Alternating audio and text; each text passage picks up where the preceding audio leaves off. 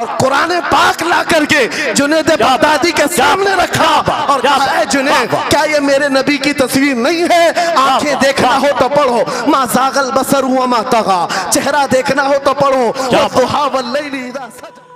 السلام علیکم ورحمۃ اللہ تعالی وبرکاتہ۔ ناظرین آئیے ہم آپ سنتے ہیں مفتی سلمان اجری صاحب کا لاجواب بیان۔ ویڈیو کو زیادہ سے زیادہ شیئر کر دیجئے۔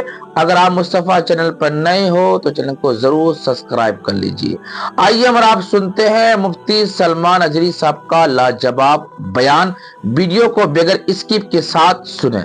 آئیے ہم آپ سنتے ہیں۔ اور قرآن پاک لا کر کے جنید بغدادی کے سامنے رکھا اور کہا اے جنید کیا یہ میرے نبی کی تصویر نہیں ہے؟ آنکھیں دیکھنا ہو تو پڑھو ما زاغ البصر وما طغى، چہرہ دیکھنا ہو تو پڑھو والضحى واللیل اذا سجى، ہاتھ دیکھنا ہو تو پڑھو وما رمیت اذ رمیت ولکن اللہ رمی، اگر قدم دیکھنا ہو تو پڑھو لا اقسم بهذا البلد وانت حل بهذا البلد، اگر سینہ دیکھنا ہو تو پڑھو الم نشرح لك صدرك ووضعنا عنك وزرك، اگر اس نبی کی گفتار دیکھنا ہو پڑھو وما ينطق عن الهوى ان هو الا وحي يوحى، اس محبوب کی عطائیں نہ ہو تو پڑھو انا آتینا کل کا بابا نعرہ تکبیر۔ اگر پڑھنا ہے تو کنز الایمان سے پڑھا کرو، جہاں بریلی کا امام یہ بھی بتائے گا قرآن پڑھنے والا اپنے نبی کو یہ نہیں کہے گا میرا نبی میرے جیسا تھا یا اس کا علم ایسا تھا ویسا تھا، بلکہ بریلی کا امام بتائے گا قرآن پڑھنے والا اپنے نبی کو یوں کہے گا سرور کہوں کہ مالک و مولا کہوں تجھے، باغ خلیل کا گل زیبا کہوں تجھے، تیرے تو وصف عیب تناہی سے ہیں بری، حیران ہوں میرے شاہ میں کیا کیا کہوں تجھے، لیکن رضا نے ختم سخن اس پہ کر دیا خالق کا بندہ خلق کا آقا کہوں تجھے۔ ہمارا شیوا ہے پوری دنیا میں کہ صرف اور صرف رسول پاک کی غلام قوم ایسی ہے جو ایک منٹ میں پورا سناٹا طاری کر سکتی ہے۔ کسی نے ایک صاحب سے پوچھا تھا ویل ٹرینڈ فوج جو ہوتی ہے چاہے وہ امریکہ کی ہو کہ رشیا کی ہو کہ جاپان کی ہو چائنا کی ہو، ان سے پوچھا گیا کہ اگر 10,000 فوج کو صفوں میں کھڑا کرنا ہو اور ان کو ریڈی کرنا ہو تو آپ کو کتنا ٹائم لگے گا؟ کسی کے بارے میں کہا کہ امریکی فوج کے لیے ہمیں 4 گھنٹے لگ جائیں گے، ہم ترتیب دے دیں گے۔ رشین فوج کے لیے 3 گھنٹے لگ جائیں گے، چائنیز اور ایکٹیو ہیں 2 گھنٹے میں اپنی صفیں ترتیب کر لیں گے۔ اس مسلمان دانشور نے کہا اللہ کا کروڑوں احسان ہے 1,00,000 سے زیادہ کا مجمع ہوتا ہے حرم کعبہ میں بھی اور حرم رسول میں بھی، امام صرف 1 منٹ میں کہتا ہے صفیں درست کر لو، کسی کو ڈنڈا مارنے کی ضرورت نہیں، سب کی صفیں خود درست ہوتی ہیں۔ یہ قوم ہے جو اپنی صفیں خود درست کرتی ہے۔ مسجدوں میں جمعہ میں عیدگاہ میں جا کر کوئی لکڑی لے کر نہیں پھرتا کہ اپنی صفیں درست کر لو، ہر ایک کو اتنا شعور ہے کہ اپنی صفیں کیسے درست کی جاتی ہیں۔ جب آپ کو اللہ تعالیٰ نے یہ نعمت عطا کی ہے مسجدوں میں صفیں درست کر سکتے ہیں 1 منٹ کے اندر، عیدگاہ میں 1 منٹ میں ہماری صف درست ہو سکتی ہے۔ اے نوجوانوں دنیا کو یہ بتاؤ صرف مسجد اور عیدگاہ نہیں، دنیا کے ہر میدان میں ہم اپنی صفیں درست کر سکتے ہیں۔ سبحان اللہ، ہر میدان میں ہماری صف درست ہو سکتی ہے۔ یہ اللہ کی طرف سے دی ہوئی بہت بڑی نعمت ہے۔ بس اب مجمع جو خاموش ہے اور متوجہ ہے، اب میری بات کو آگے میں بڑھاتا ہوں، توجہ سے سنیں۔ قرآنی علوم کے متعلق آپ کے سامنے چند باتیں رکھوں گا، اس لیے کہ مجھے کہا گیا بڑا پڑھا لکھا مجمع ہے اور مسلمان کے لیے پڑھا لکھا ہونا بہت لازم ہے، اس لیے کہ جہالت اسلام کا اپوزٹ ہے، جہالت اسلام کا اپوزٹ ہے۔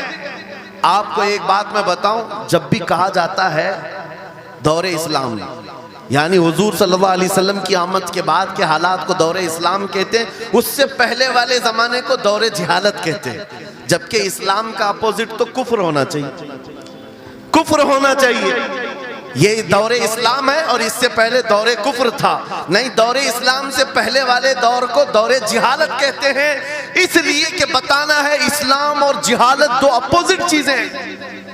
دو اپوزٹ چیزیں ہیں، جاہل ہو اور مسلمان ہو، اسے زیب نہیں دیتا جس قوم پر آنے والی کتاب ہدایت کا پہلا لفظ اقرا سے شروع ہوتا ہے۔ اقرا بسم ربک الذی خلق، قرآن کا پہلا لفظ جو آیا ہے وہ کس نام سے آیا؟ پڑھو اپنے رب کے نام سے، پڑھو اپنے رب کے نام سے۔ اور علم نہیں ہے تو کچھ نہیں ہے تمہارے پاس۔ امام غزالی تو فرماتے الناس کلہم موتا الا العلماء، یہ سارے انسان مردہ ہیں، زندہ اگر کوئی ہے تو علم والا ہے، علم والا زندہ ہے۔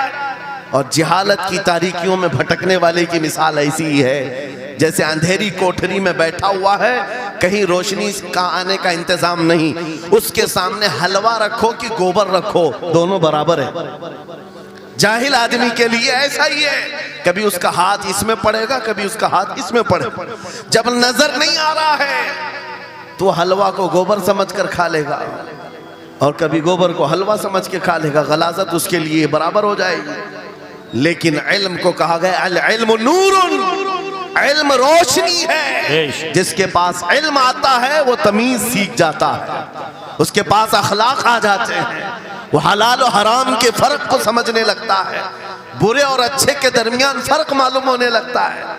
اسی لیے میرے عزیزو، مجھے بڑا کرب ہے اور فخر ہے، ہماری خانقاہ سے یہ آواز آتی ہے آدھی روٹی کھائیں گے اور بچوں کو پڑھائیں گے۔ بے شک کیوں؟ بے شک بے شک۔ اس عظیم خانقاہ سے یہ آواز دی گئی، کیوں؟ صرف اس لیے نہیں کہ تم بڑے ہو کر کے ڈاکٹر بنو گے، انجینئر بنو گے۔ لوگوں کی نظر میں اب بات یہی رہ گئی، یہ پڑھا اس لیے جاتا ہے کہ ڈاکٹر بننا، انجینئر بننا ہے اور کمانا ہے، بہت کمانا ہے۔ علم جو ہے آج کمرشل بنا لیا گیا۔ علم اس لیے نہیں، علم اس لیے حاصل کیا جاتا ہے کہ بندہ خدا کو پہچانے، کیا بات، بے شک بندہ اپنی حقیقت کو پہچانے، بے شک۔ زندگی گزارنے کے اسلوب اسے معلوم ہو جائے۔ علم اس لیے سکھایا جاتا ہے۔ بہت سارے لوگ صرف نوکری کے لیے سمجھتے ہیں کہ علم حاصل کرنا چاہیے، نوکری کے لیے نہیں، اپنے اخلاق کو بلند کرنے کے لیے علم آنا بہت ضروری ہے۔ میرے عزیزوں، قرآن عظیم وہ ہدایت کی کتاب تمہارے پاس آئی، اس قوم کے لیے المیہ نہیں ہے تو اور کیا ہے؟ جو کتاب علوم کا ذخیرہ ہے، آج دنیا اس کتاب پر ریسرچ کر کر کے نئے علم و فنون حاصل کر رہی ہے۔ اس کتاب کو تو ہم مردوں پر پڑھنے کے لیے رکھے ہیں۔ وہ قرآن عظیم جو ہدایت کی کتاب اور سارے علوم کا سر چشمہ ہے، اس کتاب کو کہاں پڑھتے ہیں؟ میتوں پر۔ کسی کا انتقال ہو گیا تو تیجے میں پڑھیں گے، چہلم میں پڑھیں گے، نویں میں، بیسویں میں پڑھیں گے۔ وہ ایصال ثواب کے لیے صرف رکھا گیا، اور اس سے تھوڑا آگے بڑھ گئے تو قسم کھانے کے لیے قرآن۔ آؤ چلو ہم قسم کھاتے قرآن پہ ہاتھ رکھ کر کے، قرآن پہ ہاتھ رکھ کے۔ میاں کیا قرآن قسم کھانے کی کتاب ہے؟ قرآن کی وہ آیت میں نے سب سے پہلے پڑھی، اللہ فرماتا ذالک الکتاب لا ریب فیہ، یہ وہ کتاب ہے جس میں شک کی گنجائش نہیں، اور یہ ہدایت ہے پرہیزگاروں کے لیے۔ اور قرآن میں 3 جگہ یہ لفظ آیا ہے، ھدی للناس، ھدی للمؤمنین، ھدی للمتقین۔ یہ سارے انسانوں کے لیے بھی ہدایت ہے، یہ سارے ایمان والوں کے لیے بھی ہدایت ہے، اور پرہیزگاروں کے لیے بھی ہدایت ہے۔ سب ہدایت الگ الگ انداز سے حاصل کرتے ہیں۔ بارش ایک ہی ہے برسنے والی، زمینیں الگ الگ ہیں۔ بہت نرم زمین ہو تو وہ زمین بارش سے فائدہ زیادہ اٹھاتی ہے، اور تھوڑی سی اوبڑ کھاپڑ زمین ہو تو وہاں سے فائدہ کم آتا ہے۔ بارش ایک ہی ہے، قرآن بارش ہدایت ہے، جس کے دل کی زمین جتنی نرم ہوگی اتنا وہ اس سے ہدایت اٹھائے، سبحان اللہ، بے شک، اتنا اس سے فائدہ اٹھائے گا۔ اور آج حالات یہ ہیں، اے نوجوانوں اپنے دل پر ہاتھ رکھ کر کے بتاؤ، قرآن کتنے لوگوں نے پڑھا ہے؟ قرآن کتنے لوگوں نے پڑھا؟ میں ہاتھ نہیں اٹھواتا، کسی بھی بات پر ہاتھ مت اٹھایا کرو، نہ ہی جھوٹے ہاتھ اٹھانا ہے، نہ سچے ہاتھ اٹھانا ہے، نہ ہی کسی اور کو شرمندہ کرنا ہے۔ اپنے دل پہ ہاتھ رکھ کر کے بتاؤ قرآن کتنی مرتبہ پڑھ لیا؟ کیونکہ قرآن پاک، بہت سارے لوگ یہ سمجھتے ہیں مدرسے میں بچپن میں ایک بار پڑھ لیا تو اس کا ہدیہ ہو گیا، ختم ہو گیا ہے، اب اس کے بعد پھر ہماری میت پہ ہی پڑھا جائے گا۔ اسی لیے تو قرآن کے علوم سے ناواقف ہو گئے۔ अरे समझना तो दूर की बात, देख करके पढ़ना भी मुश्किल है आज। लोगों का देख कर पढ़ना मुश्किल हो गया कुरान। तुम्हारे पास बहुत सारी किताबें नहीं है, बहुत सारे ग्रंथ नहीं, बहुत सारे वेद नहीं है जिनका शुमार ही नहीं है। तुम्हारे पास ओनली वन, एक किताब कुरान पाक, ऐसी महफूज किताब जिसके बारे में अल्लाह ताला खुद फरमाता है सूरह कमर में, वलक़द यस्सरनल कुरआन लिज़िक्रि फ़हल मिन मुद्दकिर। हमने कुरान को याद करने के लिए आसान बनाया है कोई याद करने वाला? 4 बार ये आयत अल्लाह ताला फरमाता है कोई याद करने वाला? अल्लाह जब फरमा रहा है कुरान आसान है तो कौन कहता है ये मुश्किल है?